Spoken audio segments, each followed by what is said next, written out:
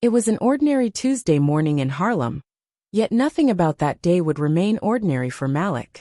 The sun had just begun its slow climb over the city's towering skyline, casting a warm, golden glow over the bustling streets below. People were on the move, some grabbing coffee from the corner vendor, others rushing to work, greeting neighbors they'd seen 1,000 times. Harlem, as always, buzzed with life, vibrant and full of possibility. But in the midst of this familiar rhythm, something felt different. Malik, 35, moved through the crowd, a figure as smooth and poised as the navy blue suit he wore. His shoes, freshly polished, clicked against the pavement with each purposeful step. A man who effortlessly blended in and yet stood out, his presence magnetic, without trying. Confidence emanated from him, but it was never forced, never brash. As he walked down Lenox Avenue, familiar faces nodded their greetings. People knew him here. Harlem had shaped him, and in return, he had shaped Harlem. But today the air seemed thicker. There was a tension, a buzz of unease that lingered as Malik approached his sleek black sedan, parked neatly in front of a brownstone. And then he noticed them. 2 officers were walking toward him, their expressions cold and stern. His eyes locked onto them. Officer Kirkland, the one at the front, his face unreadable. Mendoza, trailing behind, hand casually near his belt. Malik had seen them before, patrolling the streets from time to time. They'd never stopped him. But today was different. Today, they were coming directly for him. "Excuse me, sir," one of them called out. Malik turned, already feeling the weight of the moment. Officer Kirkland's voice cut through the air like a warning shot. "Can I see some ID?" A knot tightened in Malik's stomach. He'd been through this before, stopped for no reason, questioned for no reason. But he had learned to stay calm, to handle these moments with grace. His father had drilled that into him. Always stay polite. Never escalate. Malik reached into his wallet, pulling out his ID. "May I ask why you need to see it?" he asked, keeping his voice steady. His words were firm, but there was a hint of something else too. Something deeper. A question that lingered between them. Officer Kirkland's response was sharp. "You match the description of someone we're looking for. Just show me your ID." Malik handed over his driver's license, trying to suppress the rising unease. Kirkland examined it, his eyes narrowing as he scrutinized the details. After what felt like an eternity, he handed it back without saying a word. But Malik knew. The next question was inevitable. "What are you doing in this neighborhood?" Kirkland asked, his voice accusatory, as if Malik didn't belong here. Malik's heart beat faster, but he didn't let it show. "I live here," he replied, calm. "I'm just heading to work." Kirkland exchanged a glance with Mendoza, who stepped forward, his body language unreadable but forceful. Malik felt his pulse quicken. This wasn't going to end here. "Where are you coming from?" Kirkland pressed, his tone sharp. Malik hesitated just a second, but his answer was firm. "I had breakfast at the diner down the street." He paused. "Is there a problem, officer?" "Just answer the questions," Mendoza growled, inching his hand closer to his belt. The warning was clear, and Malik's calm demeanor began to feel like the last vestige of control. "I'm a lawyer," Malik said, hoping that would be enough to defuse the situation. "I have a meeting in about an hour. So if there's nothing else." Kirkland's smirk returned, but this time it was taunting, a twist of his lips that only made Malik's stomach churn. "A lawyer, huh? That's interesting." Malik's body tensed. Something had shifted in the air. The uneasiness deepened, and for the first time, he felt something unfamiliar, dread. "Look, officer," Malik said, his voice steady but firm, "I haven't done anything wrong. I'm just trying to get to work." Kirkland didn't even acknowledge him. Instead, he said, "Mind if we take a look inside your car?" Malik's stomach tightened. He had nothing to hide, but he knew how easily things could spiral out of control. "I'd prefer if you didn't," he replied, his voice measured. "I really need to get going." Without warning, Kirkland stepped closer. Malik hesitated just a moment too long. The next thing he knew, Kirkland's hand was on his arm, twisting it behind his back. The pain was sharp, immediate. Malik winced, but he forced the words out. "What are you doing?" Mendoza was on him in an instant, pushing Malik to the ground, his knee pressing painfully into his back. "You're under arrest for resisting arrest." Malik's mind spun. What was happening? How had everything turned so quickly? He had done nothing wrong. Nothing at all. And yet, here he was, face down on the cold pavement, handcuffs biting into his wrists. A small crowd had gathered, people staring in shock. One young woman across the street was filming, her phone raised high. Malik caught her eye. A flicker of hope surged through him. Maybe this would help. Maybe the footage would show the truth. But as he was dragged to his feet and shoved into the back of a police car, he knew this wasn't over. Not by a long shot. Inside the cold, sterile police station, the silence was suffocating. Malik, still cuffed and now disheveled, was led through the booking area. His suit was wrinkled from the struggle, but his posture remained defiant. He kept his head high, refusing to let them see him break. The officer behind the desk barely glanced up. Name? Malik Edwards. Kirkland answered before Malik could speak. The officer's eyes flicked over the screen as he typed Malik's name into the system. He frowned, then glanced up at Kirkland, a look of confusion creeping across his face. Something wasn't right. But he said nothing. He simply motioned toward the holding cell. Malik was fingerprinted, photographed, and shoved into a small, dimly lit cell. The door slammed shut behind him with a finality that echoed in his chest.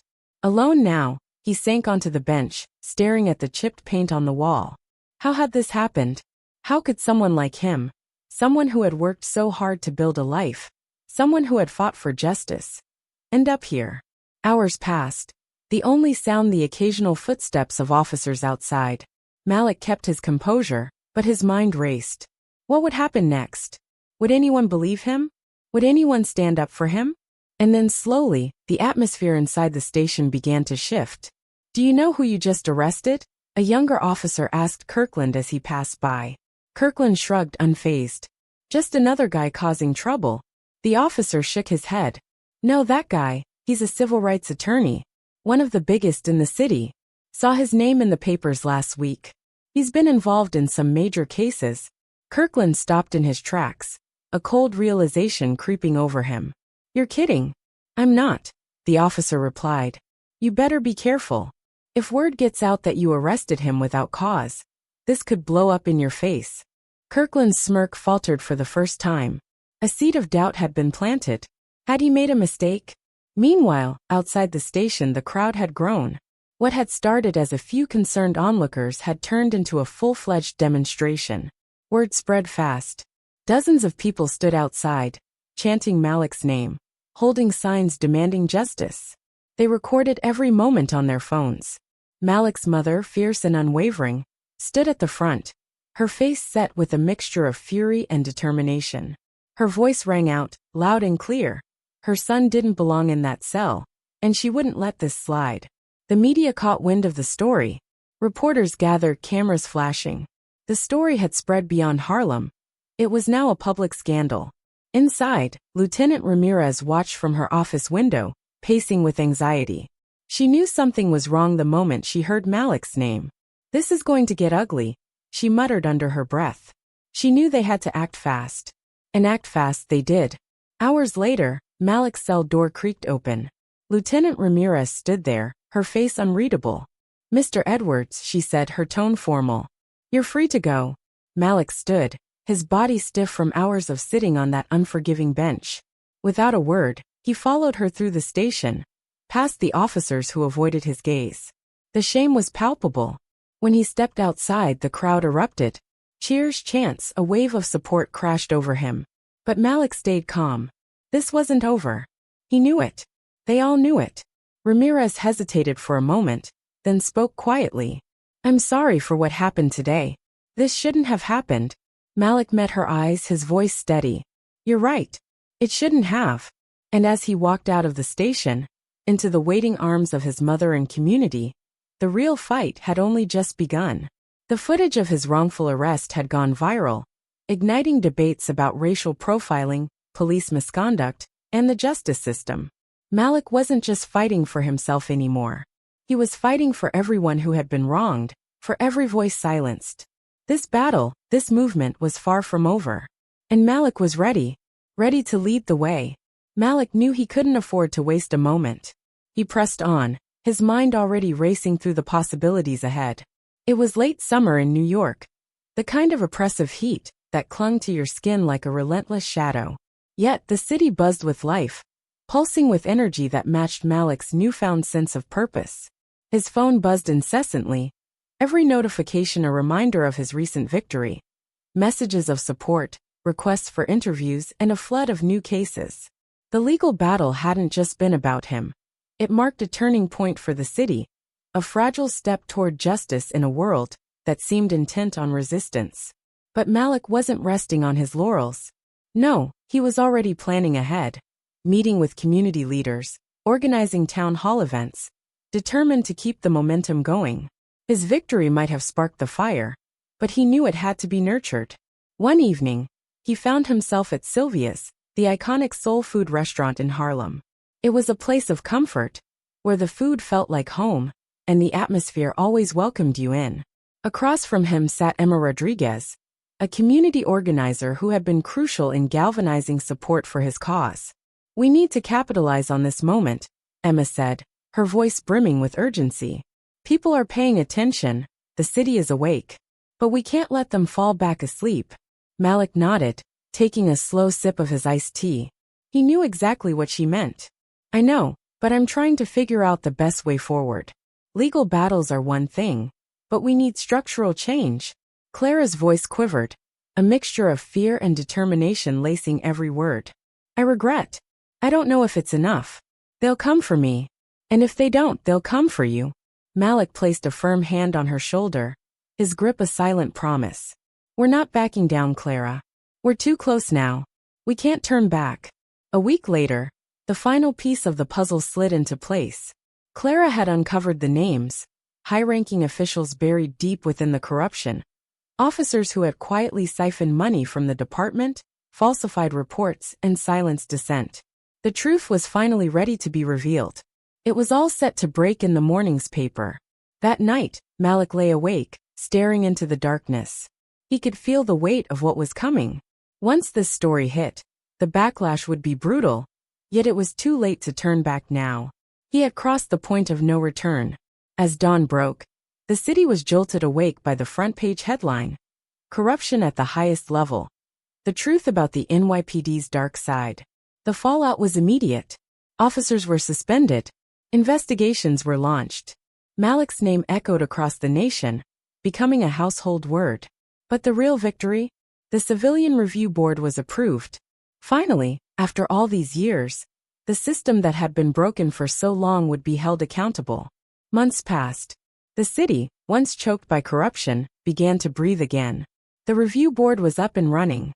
Reforms, slow but steady, began trickling through the veins of the police department. Malik, to his disbelief, became a symbol of justice. To him, though, it wasn't about the spotlight. He was just doing what needed to be done. But deep down, he knew the fight was far from over. Standing on the steps of City Hall, Malik gazed out at the crowd that had gathered for the review board's first official meeting. It had been a long, grueling road, but they had made it. And for the first time in what felt like forever, Malik felt hope. Real hope. Hope for himself. Hope for the city. Hope for the future. It had been 6 months since the Civilian Review Board had been established. The city was beginning to see the change they had fought so hard for. The board had already handled several cases of misconduct. Officers were being held accountable in ways the city had never seen before. Transparency, once a foreign concept, was becoming the new norm. And though the road ahead was still long, there was a palpable shift in the air, a promise that change was happening. Malik had been invited to speak at the board's first public review meeting. The atmosphere was electric, charged with anticipation. Reporters, community leaders, activists, they were all there, waiting to see what came next. As he stood at the podium, looking out over the crowd, Malik saw the faces of those who had been with him from the very beginning. Familiar faces from the protests, from the courtroom, from the communities he had fought so hard to protect. He cleared his throat, his voice steady and clear. "We're here today, not because of one incident, but because of years of injustice, years of silence, years of people being treated as though their lives didn't matter. But we are here now, and we will continue to be here until the system we live under reflects the values we claim to hold: justice, equality, and dignity for all." The crowd erupted into applause, but Malik knew that applause was just a momentary victory. It wasn't the end. Lasting change was the goal. He continued, addressing the challenges still ahead. The resistance from those clinging to the old ways. The importance of staying vigilant. Change doesn't happen overnight, he said, echoing words he had spoken countless times before. But it is happening. We are building a future where no one has to fear the people sworn to protect them. We are holding the powerful accountable. And we will not stop. When the meeting ended, a young woman approached him, her eyes wide with admiration. You've given us hope, she said, her voice trembling slightly. I grew up thinking things would never change. But now I believe it can. Malik smiled warmly. It can, he said softly. But it takes all of us. Despite the progress, the shadow of opposition lingered. Malik still received threats, emails, anonymous letters, even a direct confrontation. One evening, a former officer who had lost his job due to the reforms cornered him outside his office, rage in his eyes. You think you've won, the officer snarled. You think you've changed anything? People like me, we built this city. And people like you tear it apart. Malik stood tall, unwavering. His gaze locked onto the officers, calm and resolute. You built this city on fear and oppression. It's time for something better. The officer sneered but didn't respond. He turned and walked away. But Malik could feel the weight of the encounter linger long after. The truth was, change would never be welcomed by all. There would always be those who pushed back. But Malik knew that fear would never win. Not long after, Malik met with Ramirez in a quiet corner of a local cafe. She looked drained, the toll of everything she'd exposed written all over her face. They're still watching me, she said, voice low. I can feel it. Every time I leave my apartment, every time I walk into the station. They don't say anything, but I know they're waiting for me to slip up. Malik frowned, his voice firm. You did the right thing, Ramirez. You exposed the truth. That's what matters.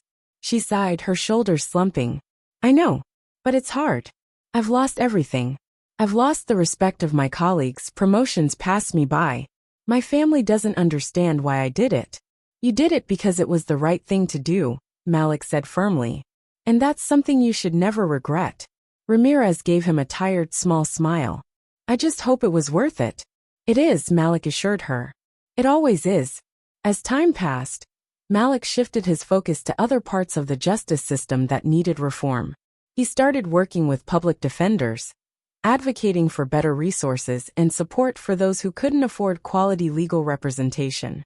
He knew that while police reform was essential, it was only one piece of a much larger puzzle. Then in one of their strategy meetings, Emma brought up a new idea, a citywide initiative to tackle racial disparities in education, housing, and healthcare. These issues, deeply tied to systemic inequality, were at the heart of the problems Malik had been fighting against. People are paying attention now, Emma said. We have a real chance to address the root causes of these issues. If we can mobilize people around this, we could change the city in ways we never imagined. Malik nodded, resolve hardening within him. We've got momentum. Let's use it. Together, they launched a new campaign. One that went beyond police reform and aimed to address the broader systemic inequalities that had plagued the city for decades. The movement spread from New York to other cities, gaining momentum, changing lives.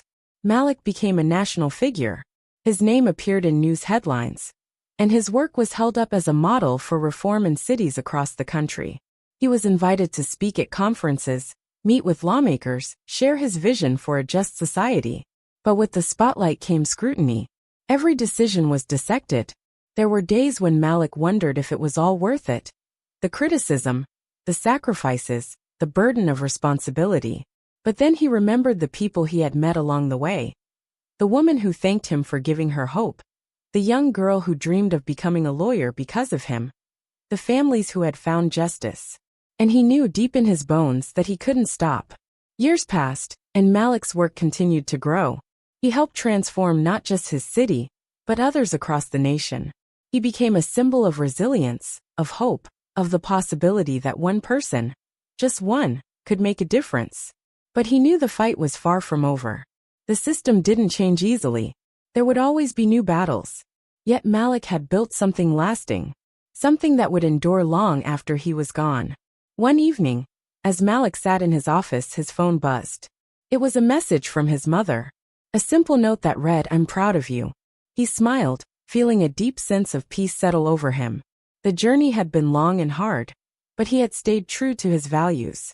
He had fought for justice, for equality, for a better world. The work was never truly done, but Malik knew he had made a difference. As he looked out over the city, the lights twinkling in the distance, a sense of gratitude washed over him. For his family, for his community, for the people who had stood with him through the hardest moments. Together, they had faced the darkness, and together, they had found the light. Years later, on the 10th anniversary of his landmark case, a statue was unveiled in Harlem, a tribute not just to Malik, but to everyone who had fought for a better world. As the sun set, casting a golden glow on the statue, Malik turned to his mother and smiled. "We did it," he said quietly. She smiled back, her eyes filled with pride. "Yes, we did." And with that, Malik stepped forward, ready to continue the fight. For justice was a journey, and it was one he would walk as long as it took. Emma leaned in, her eyes intense. "What about setting up a civilian review board? We've been pushing for it for years, now's the time." Malik paused, mulling it over. A civilian oversight of the police department wasn't exactly a new idea, but after his case, it just might have a chance of passing. "You're right," he said slowly. "If we can get the community involved in overseeing how the police operate, that could be huge. But we'll need the city council behind us. That's why we need to pressure them now," Emma said firmly. "With everything in the media, they'll have no choice but to act." Malik agreed, already visualizing a city where police were held accountable, not just by their peers, but by the people they served. It was ambitious but necessary. The days that followed were a whirlwind. Malik dove headfirst into the movement, holding meetings with activists, lawyers, and even sympathetic politicians. But not everyone was on board. He faced pushback from city officials, police unions, and those resistant to any kind of reform. One afternoon, as he walked through Central Park to clear his head, his phone buzzed with an unexpected call. It was Lieutenant Ramirez, a voice he hadn't expected to hear. Cautiously, she asked if they could meet. "Where?" he asked, hesitation creeping into his voice. "Union Square in an hour." "Neutral ground," she replied, as if reading his thoughts. Malik arrived to find the evening air thick with the usual hum of the city, skaters, families, artists setting up their canvases. Ramirez was already there, sitting on a bench in civilian clothes. There was something almost human about her now, less rigid, less tied to the system she worked for. "You didn't have to come," she started, gesturing to the space beside her. "But I'm glad you did." Malik sat down, his posture guarded. "What's this about?" She glanced around, making sure no one else was listening. "Look, I know you've been fighting this fight for a long time. And what happened with Kirkland and Mendoza was wrong. There's no other way to put it. But the truth is, this goes deeper than just a couple of bad cops." Malik listened, his interest piqued. "What are you saying?" "There are officers higher up who are trying to sabotage the reform efforts," she said, her voice low. "They're not just resisting change, they're actively working to prevent it. Some of them. They don't want the public to know how deep the corruption runs." Malik felt a familiar anger rising. "And you're telling me this now? Why? Because you suddenly grew a conscience?" Ramirez winced, her eyes filled with something Malik hadn't expected: sincerity. "I've been part of this system for a long time, Malik. I've seen how it works from the inside. But after what happened to you, after seeing the way the community came together, I couldn't stay silent anymore." He studied her face, searching for any sign of deception. But all he saw was exhaustion. The weariness of someone who had carried the weight of a broken system for too long. "I want to help," she said softly. "I can give you names, documents, things that prove what's really going on. But you have to be careful. If they find out I'm involved." Malik nodded slowly. He didn't fully trust her, but he knew any insight could be invaluable. "Okay," he said, his voice steady. "But if we're doing this, we do it right." Ramirez handed him a small folder, her hand shaking slightly. "This is just the beginning." Back at his office, Malik opened the folder to find a series of documents, internal emails, memos, and meeting notes. As he read through them, the picture became clearer.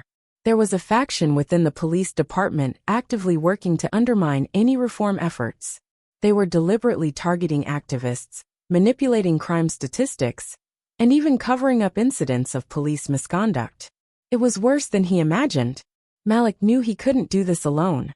He immediately reached out to his legal team and a few trusted journalists, including Claire Nguyen, a fierce investigative reporter who had covered his case before. Together, they began piecing together the evidence. "This is explosive," Clara said, her eyes wide as she skimmed through the documents. "If this gets out, we need to be strategic. We can't just dump everything at once," Malik said firmly. "We need to build momentum, get the public on our side." Clara nodded. "I'll start with a series of articles. Expose the cover-ups first. Then we'll hit them with the corruption at the top." Over the next few weeks, Clara's articles began to surface, each one detailing another layer of corruption within the police department, each revelation more damning than the last. The city erupted in protests, growing larger and louder with each new report. The calls for reform became impossible to ignore. But with every new article, Malik knew they were inching closer to a dangerous line. The people in power wouldn't sit idly by while their empire crumbled. One evening, as Malik was leaving his office late, he felt something was off. The streets were unusually quiet, and he noticed a black SUV parked across the street. One he had seen before, always lurking in the background, but now it seemed to be watching him directly. As he reached for his car door, a figure stepped out of the shadows. A tall man in a dark suit, his face partially obscured by the dim streetlight. "Mr. Edwards," the man said, his voice smooth but cold. "We need to talk." Malik's hand instinctively tightened around his phone, ready to dial for help. "Who are you?" The man's smile didn't reach his eyes. "That's not important. What is important is that you understand the game you're playing. You've made some very powerful people uncomfortable." Malik stood his ground, refusing to let fear take over. "If you're trying to scare me, it's not going to work." The man's smile faded. "This isn't a threat, Mr. Edwards, it's advice. Walk away while you still can." Malik's heart pounded, but he kept his voice steady. "I'm not walking away from this. You can tell whoever sent you that." The man's eyes hardened. "That's unfortunate for you." He turned and walked back to the SUV, disappearing into the night. Malik stood there for a moment, his mind racing. He knew the risks, but this was bigger than him now. He had to see it through.